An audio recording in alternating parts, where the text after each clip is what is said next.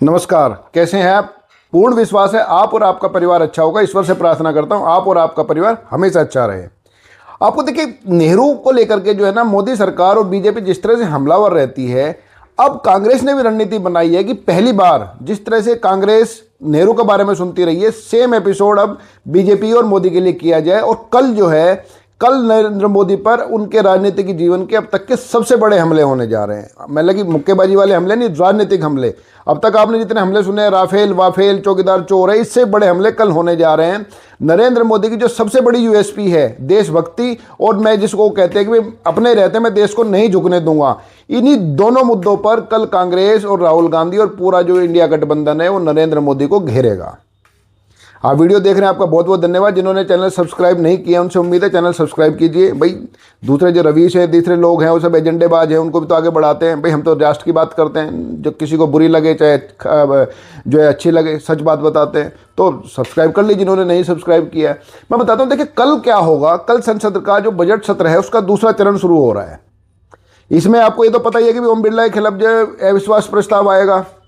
इसीलिए जो बीजेपी ने और कांग्रेस ने अपने अपने सांसदों को निर्देश दिया है कि कल 9 और 10 मार्च को वो सारे सांसद लोकसभा में, संसद में मौजूद रहे, क्योंकि वोटिंग होनी है इसमें ओम बिरला के खिलाफ। ओम बिरला ने जो पिछले जो सत्र चला था फरवरी में, जो बजट सत्र था, जिसमें कहा गया था कि जो सारी चीज़ें ये हुई हैं, जिसमें मतलब कि जो मोदी की चेयर को घेरा गया था, उसको लेकर के जो हंगामा हुआ था, उन्होंने 8 सांसदों को निलंबन कर दिया था, जिसके चलते पूरा इंडिया गठबंधन ओम बिरला के खिलाफ हो गया था। और 118 सांसदों ने ओम बिरला को लोकसभा अध्यक्ष के पद से हटाने के लिए प्रस्ताव दिया था, जिसपे कल चर्चा होनी है।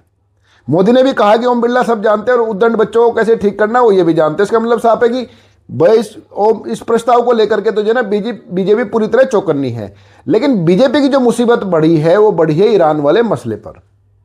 और ईरान वाले मसले पर जो और बीजेपी की मुसीबत या मोदी की जो मुसीबत बढ़ा रहा है वो है, बढ़ा रहा है अमेरिका। जो हमारे ट्रंप है, ये जो तुनक मिजाज ट्रंप है, इनकी तरफ से ऐसे उल्टे सीधे बयान आ रहे हैं कि उन बयानों को लेकर के नरेंद्र मोदी और बीजेपी के लिए स्थिति होगी, ना वो उगले जा रहे हैं ना वो निगले जा रहे हैं। और इसीलिए कांग्रेस ने पहली बार जो मन बनाया है, जो मतलब हमारे जो सूत्र हैं वो ये बता रहे हैं कि कांग्रेस ने राहुल गांधी की कल पूरी मीटिंग, शनिवार की रात को पूरी मीटिंग हुई है एक, जिसमें सोनिया गांधी, प्रियंका गांधी और तमाम बड़े नेता वो मौजूद रहे हैं, और जिनमें ये फैसला किया गया कि कल के सत्र में कोई भी मौका ना छोड़े जाए नरेंद्र मोदी को कमजोर साबित करने का, नरेंद्र मोदी को कायर साबित करने का, नरेंद्र मोदी को जो है ना अब तक के देश का सबसे कमजोर और अमेरिका का पिट्ठू साबित करने का। और कैसे पूरी जानकारी, जो सूत्रों से पूरी जानकारी आ गई, बीजेपी के पास भी जानकारी, बीजेपी ने भी तैयारी किया। आगे बताऊंगा मैं आपको बीजेपी की तैयारी क्या है इसमें। देखिए, कांग्रेस ने जो मुद्दे उठाने के लिए जो फाइनल किया, उसमें 5 मुद्दे उन्होंने किए हैं। एक, जो भी हाल ही में जो अमेरिका ने कहा कि 30 दिन तक जो है ना भारत रूस से तेल खरीद सकता है। इसमें कांग्रेस उठाएगी भी अमेरिका कौन होता है तेल खरीदने का हमें निर्देश देने वाला, हमारी क्या विदेश नीति इतनी कमजोर हो गई है, एक ये मुद्दा उठेगा। इसके अलावा जो दूसरा मुद्दा उठेगा, जो अभी हिंद महासागर में अमेरिका की पनडुब्बी ने एक ईरान के जो युद्धपोत को जो है, जो भारत के न्योते पे आया था, उसको डुबोया था, उड़ा दिया था उसको। मतलब इसमें जो कांग्रेस की जो रणनीति है वो ये है कि ये पूछ रहा भारत सरकार से कि भाई आप तो कहते हो कि हम जो है इसके जो नेचुरल प्रहरी हैं हिंद महासागर के, जो इंडियन ओशन है, और यहाँ पर एक पनडुब्बी जो है अमेरिका की, एक सबमरीन यहाँ रही और हमें पता नहीं चल पाया, हमारी सुरक्षा कितनी कमजोर है। ये दूसरा मुद्दा रहेगा। तीसरा मुद्दा ये रहेगा कि भाई हमें जो है ईरान के जो सुप्रीम लीडर है, जो खामेनेई साहब की जो हत्या हुई है, उसको लेकर के मोदी इसमें शामिल हैं। ये कैसे कहेगी कांग्रेस? कांग्रेस का जो प्लान है, मैं सारी कांग्रेस की रणनीति आपको बता रहा हूं। कांग्रेस का प्लान है कि मोदी को लेकर के ये कहा जाए कि एप्स्टीन फाइल के चलते, एप्स्टीन फाइल में मोदी का नाम है, इसलिए रिमोट से चल रहे हैं नरेंद्र मोदी, और यही कारण है कि ईरान को धोखा देने के लिए नरेंद्र मोदी का इस्तेमाल किया इजराइल और अमेरिका ने। ये कैसे कहेगी कांग्रेस? जो हमारे सूत्र हैं वो ये बता रहे हैं कि ये पूरी की पूरी रणनीति तैयारी की है, और इस मुद्दे को उठाएंगे दीपेंद्र हुड्डा, और जो है शुरुआत करेंगे राहुल गांधी।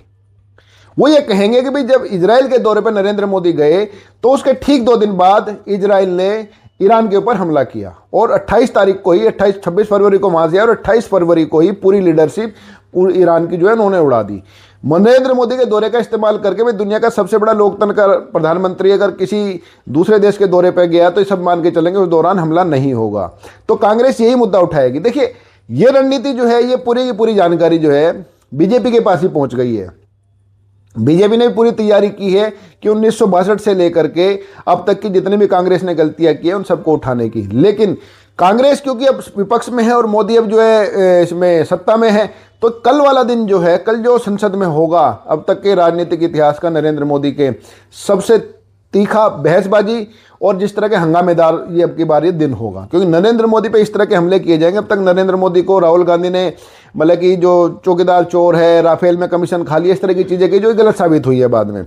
लेकिन ईरान वाले मसले पर ये पूरी की पूरी तरह जो पूरी की पूरी रणनीति तैयार की है राहुल गांधी ने, उस रणनीति के तहत कांग्रेस की पूरी कोशिश रहेगी। देखो राहुल गांधी अपनी जिद में है, राहुल गांधी किसी भी तरह नरेंद्र मोदी के चरित्र पे दाग लगाना चाहते हैं, ताकि जो राजीव गांधी के खिलाफ उन्होंने बोला, जो नेहरू के खिलाफ उन्होंने बोला, जो इंदिरा गांधी के खिलाफ उन्होंने बोला, उसका हिसाब चुकता किया जा सके। अब इस हिसाब चुकता करने के लिए कभी कभी जो है, जिसको कहते हैं ना कि ऐसी पॉलिसी भी कांग्रेस, ऐसी नीतियां भी कांग्रेस अपनाने लगती है जिससे नुकसान कांग्रेस को तो होता ही होता है, देश को भी नुकसान होता है।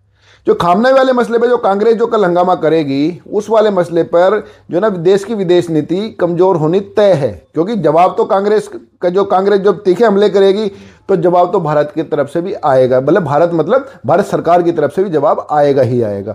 और उस जवाब में कुछ ऐसे कच्चे चिट्ठे भी खोले जाएंगे जिसको लेकर के कांग्रेस को फिर जो है ना वही हालत करनी पड़ेगी जो चौकीदार चोर को लेकर के हुई थी। कांग्रेस लगातार कह रही है ईरान जो है ना पाकिस्तान का जो है, ईरान जो है भारत का दोस्त रहा है। तो इस दौरान जो जानकारी आ रही है, बीजेपी की तैयारी है कि निशिकांत दुबे के जरिए, निशिकांत जो बीजेपी का सांसद है और जिसने पिछले संसद सत्र में जो है जब वो किताब लेके आए थे राहुल गांधी कि भाई 4 स्टार ऑफ डेस्टिनी जो है हमारे farmer army chief MM Naravane की, जो बाद में पता चला कि भाई केवल इनके पास कवर था, अंदर जो खाली पेज थे, जिसकी जांच अब दिल्ली पुलिस भी कर रही है, स्पेशल सेल।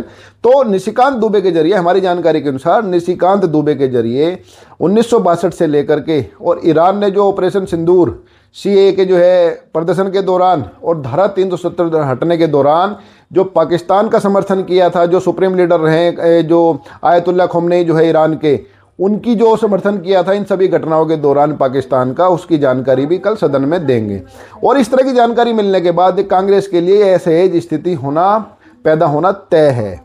हालांकि पूरी जो जानकारी है, इस जानकारी के हिसाब से कांग्रेस की ये भी रणनीति है, अगर कांग्रेस इस बहस में पिछड़ने लगे तो वो हंगामा करके संसद को जो है स्थगित, संसद में हंगामा करके दिन को, संसद सत्र को जो है स्थगित करा देगी, ताकि इस पर बहस ना हो पाए। हालांकि बीजेपी की जो रणनीति अब ये बना रही है कि निशिकांत दुबे को आगे करके जो है ना कांग्रेस के कच्चे चिट्टे खोले जाए। लेकिन इस कच्चे चिट्टे खोलने में अब तक का जो सबसे बड़ा जो जिसको कहते हैं कि रोड़ा है, वो ममता बनर्जी बनती जा रही है। देखिए ममता बनर्जी ने पहले शुरुआती दौर में ये कहा था कि भाई जो ओम बिरला को हटाने के खिलाफ जो प्रस्ताव आ रहा है, उसमें जो ममता बनर्जी के सांसदों ने दस्तखत नहीं किए थे, ममता बनर्जी ने दस्तखत नहीं किए थे, जिन 118 सांसदों ने प्रस्ताव दिया था। अब ममता बनर्जी ने कहा है कि वो ओम बिरला को हटाने के पक्ष में है। इसका कारण ये है कि कल जो है वहाँ पश्चिम बंगाल में हमारी जो राष्ट्रपति वो गई थी, और राष्ट्रपति को इन्होंने, ममता बनर्जी ने उनका दौरा पूरा नहीं होने दिया, जिसको लेकर के राष्ट्रपति का दर्द छलका भी है। और उसको लेकर के ममता बनर्जी ने जो टिप्पणी की है वो भारतीय राजनीति के इतिहास में अभूतपूर्व है। ममता बनर्जी ने जो ममता बनर्जी है, ममता दीदी है, उन्होंने तो जो है राष्ट्रपति को भी कह दिया कि बीजेपी के एजेंट के तौर, बीजेपी के प्रतिनिधि के तौर पर आई है। तो ममता बनर्जी के मुद्दे पर भी जो हंगामा तय है, और बीजेपी की पूरी कोशिश है कि इस मुद्दे पर जो है ना ममता बनर्जी को घेरा जाए। और ममता बनर्जी ने पूरी रणनीति बनाई है। देखिए बंगाल जो है ना, पश्चिम बंगाल में चुनाव है जल्दी, और पश्चिम बंगाल के जो लोग हैं भाई, उनका जैसे उत्तर प्रदेश के लोग होते हैं ऐसे पश्चिम बंगाल के लोग हैं।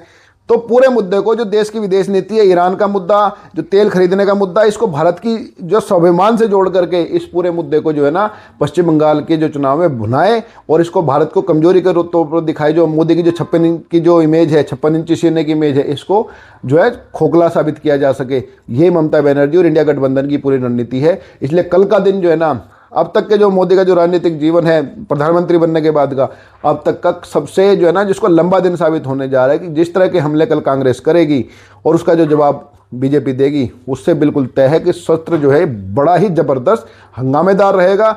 ओम बिरला की कुर्सी तो शायद बच जाएगी, लेकिन कुर्सी बचने के चक्कर में जो परतें खुलेंगी, जो एक दूसरे के राज खुलेंगे, वो भी देखने वाली बात होगी। आपका इस बारे में क्या मानना है कि कांग्रेस अपनी इस रणनीति में कामयाब होगी? आप इसमें कमेंट करके जरूर बताइएगा। आपने वीडियो देखी, आपका बहुत बहुत धन्यवाद। आपका दिन शुभ रहे। नमस्कार, जय हिंद।